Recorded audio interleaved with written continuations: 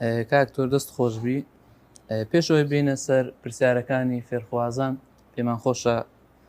گوتەچی جەنابتمان جێ لێبی کە ئایا گرنگی زانستی فەرموودە بە تایبەت لەو سەردەمی ئێستادا چیە لە کاتێک دەبینین زۆرجار لە ئیعلامەکان دەبینین بانخوازەکە مامۆستایەکی ئاینیە فەرموودەی زەعیف و مەوضوع دەجێرتەوە بەهۆی ئەویش هۆکارەکەی وەیە کە لە زانستی فەرموودە شارەزانیە وەکو دەزانین لە سەردەمێک لە خەلیفەکانەوە بزانم عەبدولمەلیکی کوڕی مەڕوانە فەرمێتن مەمنوع بۆ لەو کاتی کە مامۆستایەکی ئاینی غوتبەی بدە و زانستی فەرموودە شارەزان نەبووبی لە ئێستادا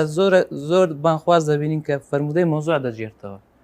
بە تایبەت لە ئێستا لەو سەردەمێستا گرنگی زانستی فەرموودە چییە؟ بەڵێ دەست خۆش زایدن ئەو نوقتەی مەلایکەشمە لە بۆ بجێڕیەوە ئەوی زارەکی جێڕاتەوە گوتت کۆمەڵە حەدیثی جێڕاوە گوتی لە کتێبی بابەتەکان دەروبینایە ئەوشمانە بۆ حقیقت مەسەلەی زانستی فەرموودە یعنی گرنگی زانستی فەرموودە طبعا هەل لە هەر سەردەمەک وەکو پێشتریش لە بەرنامەکان باسمان کرد کە لە جیلی سەحابەوە ئێمە زۆر شتمان باس کرد ئەوان چۆن بەڕاستی بە گرنگیان زانیوە لە جیلی تابعین لە دوای تر زانایان لە هەموو سەردەمێک بەڕاستی گرنگیەکی یەکجار زۆر بە زانستەکان درراوە بە تایبەتی بڵێن وەکو گوتمان زانستەکانی فەرموودە و بە شێوازێکی گشتی زانستەکان کە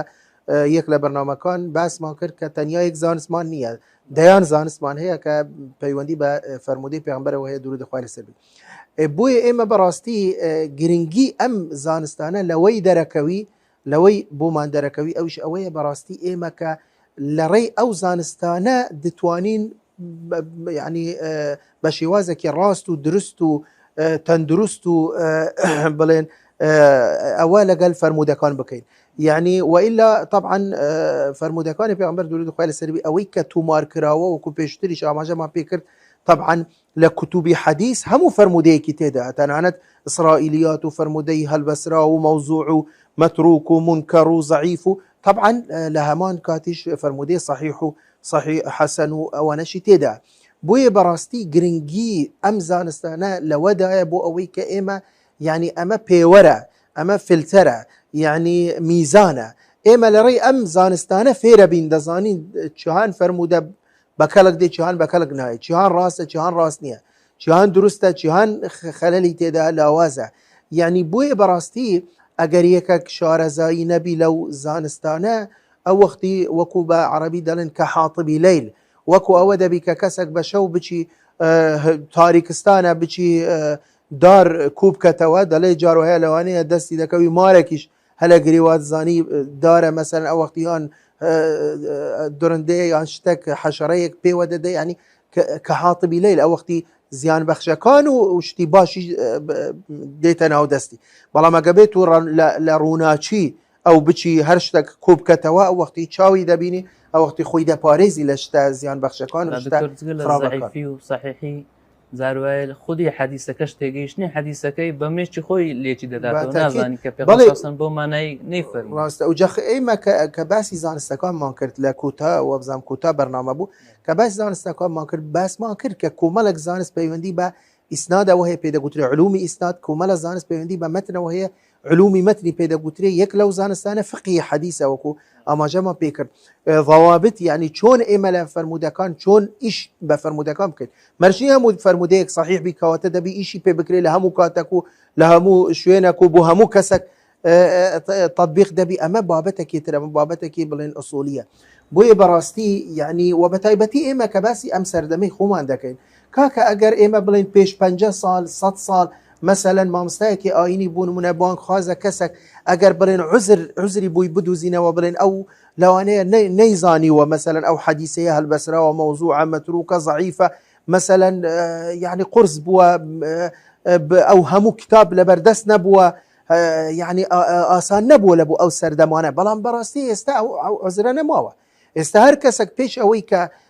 بچیت بۆ سمینارەکەی محاضرەکەی خوتبەکەی یعنی دەتوانی ئەگە بە 10 دقیقە چارێکێکیش بی بە نیو سەعات بی پێش ئەو وەختی یعنی بە ئاسانی بە خێرایی دەتوانی بگەڕی بە شوێن ئەو فەرموودانەی کە دەیەوێت ئاماژەی پێ بکە لە محاضرەکەی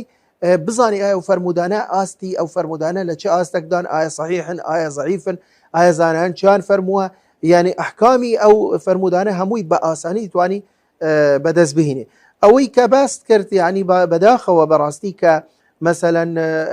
یعنی هەندێک لەو مامۆستا ئاینیانە کە ینی هیچ شارەزاییەکیان نییە لەو زانستانە لە فەرمودەکان وات زانی هەموو فەرمودەیەک لە هەر کتێبێک لە هەر جەیەک دۆزیەوە کە ئەو فەرمودێ و حەدیسە و صحیحە و بۆیە یعنی ئەمە بەواقعی ڕوویداوە کە دەڵێن کەسێک مەلایەک بڵێن لە خوتبەکانی پێ دەچی خوتبە حەدیسەکانی ئەوەی کە ئاماژەی پێ کردووە زۆربەیان یعنی ضعیف بووینە و یان مەوزوع بووینە. یەک لەو مەئمومیەکان کە کەسێکی یعنی خوێندەوار و مسەقف دەبی دەزانی یعنی حقیقت کە ئەو حەدیسانە وانییە و ئەغلبی ضعیفن یان مەوزوعن ڕوژێک دەچتە لای داوای لێ دەکە دەڵێ مامۆستا ئەگەر ئەزیەت نەبی ینی بەس حەزمان لێیە لە کۆتایی هەر حەدیسەکە بوومان باسەکەی بەس پێمان بڵێ ئەم حەدیسە چێ ڕیوایەتی کردووە بۆ ئەوەی ئێمەش ئەوە بکەین یعنی ئەگەر بمانەوێت بگەڕینەوە سەرچاوەکە و سوودی لێ وەربگرین بە ئەسلوبێکی جوان پێ دەڵێ دەڵێ باشە بە سەرچاو ئیتر لە خودبەی دواتر عینەن حەدیسێکی دوور و درێژ لەو طبعا ئەو فەرمودەکانی مەوزوع و بڵێن ئەوانە ئازۆر بەی بڵێن سەجعی تێدا وەڵحاصل چیرروکە لەوانەیە مؤثر بی کاریگەری هەبی ئەوە بی یەک لەو حەدیسە دوور و درێژ و سەیر و سەمەرانە دەجێرتەوە لە کوتاییش یعنی دەڵێ ئەم حەدیسەش صحیحە مەڵێن مامۆستا حەدیسی ضعیفتان بوو دەهینی ئەم حەدیسەش سەنەدەکەی ئەوەیە کە ئەخرەجەه الحافظ في الموضوعات دەڵێ ئەمە ئەم حەدیسە ینی مامۆستایەکە وا دەزانی یعنی لە کوتا حەدیسەکە هەر چ شتێک نووسرابی کە ئەمە ڕیوایەتەکەیە و ئەمە سەرچاوەکەی و خلاص و چوو ئیتر صحیحە لەن هەر ناجزانی یعنی وشەی ئەخرەجەه الحافظ في الموضوعات يعني چی خۆ یعنی حافظ بەڵێ یعنی ابنی جەوزیە لە کتابی الموضوعات کەواتە فەرمودەکە حەدیسەکە نەک ضعیفە بەلکو مەوضوعە هەلبەسراوە بەڵام مامۆستایەکە وا دەزانی کە صحیحە وی بەڕاستی یعنی جێداخە کە ئێمە بەتایبەتی لەو سەردەمە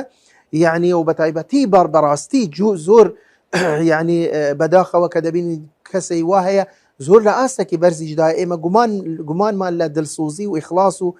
ئەوەی ئەو کەسانە نییە بەڵام لە هەمان کاتدا بەڕاستی ئەمە هەڵەیە کە ناکرێتن هەموو کەسێک یعنی ئەگەر کەسێکی نەزانبی قەی ناکە بەڵام کەسێک خۆی لە ئاستێک و خۆی مامۆستایەک و خۆی بانخوازێک دابنێ بەڕاستی لەسەری دەکەوی یعنی حەدیسێک ضعیف بیان مەوزوع بیان مەتروک بی ئەو بەناوی حەدیس و حکمی لێ وەربگری فتوای لەسەر بدە و بێ ئاگابی لەوەی کە ئەم فەرمودەیان ئەم حەدیسە